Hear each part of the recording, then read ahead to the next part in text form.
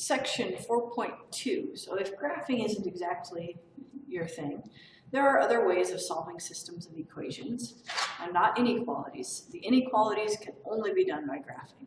But the equations, like we did in section 4.1, can also be solved by some algebraic methods. The first one we're going to talk about is substitution. To solve by substitution, what you're going to do is you're going to solve one equation for one of its variables. And this might already be done for you.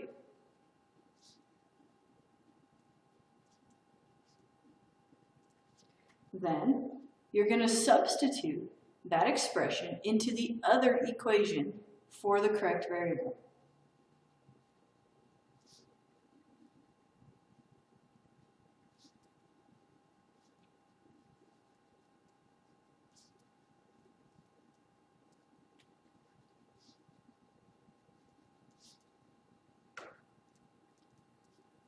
Make sure to go into the other equation. If you use the same equation twice, it's not going to work right. So you go into the other equation, and then you're going to solve for the variable.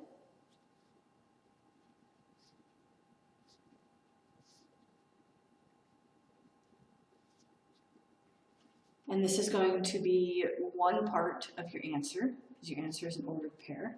And then you're going to take this answer that you get from step 3 and sub it into one of the original equations.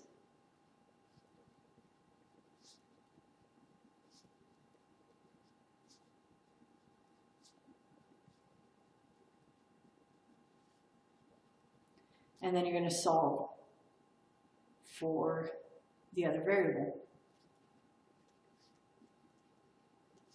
Then you're going to write the answer as an ordered pair.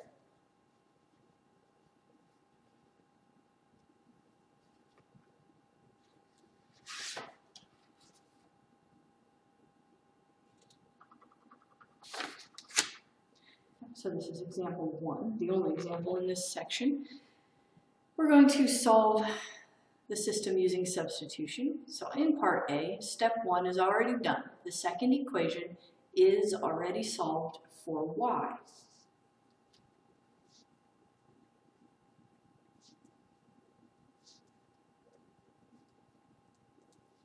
So then what we're going to do is we're going to take the expression x minus 1 and put it in place of the y in the other equation.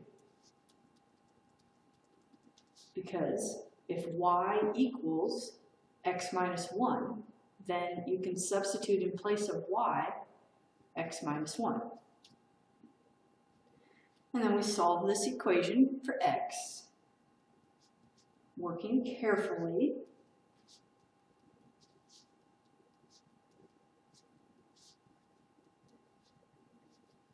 Subtract 3,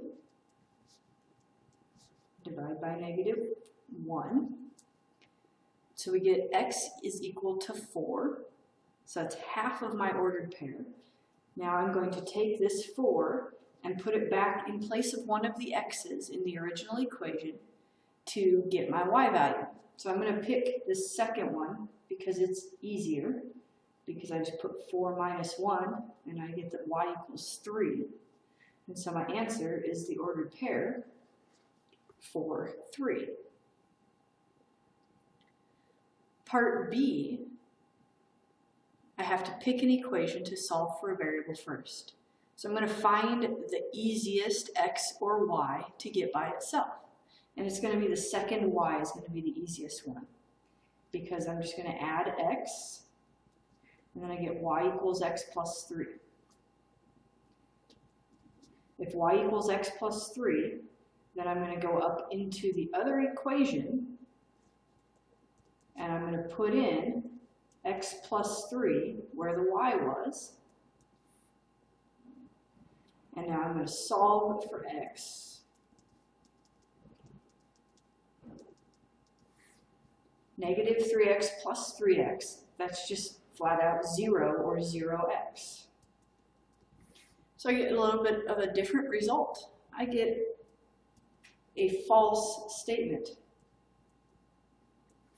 When you get a false statement, this is indicating no solution. So you would have the empty set or that no solution. So your answer choices are the same as they were in section 4.1. You can have a single ordered pair, you can have no solution, or you could have infinitely many solutions. Infinitely many solutions would show up when you have a true answer, like if I had 9 equals 9.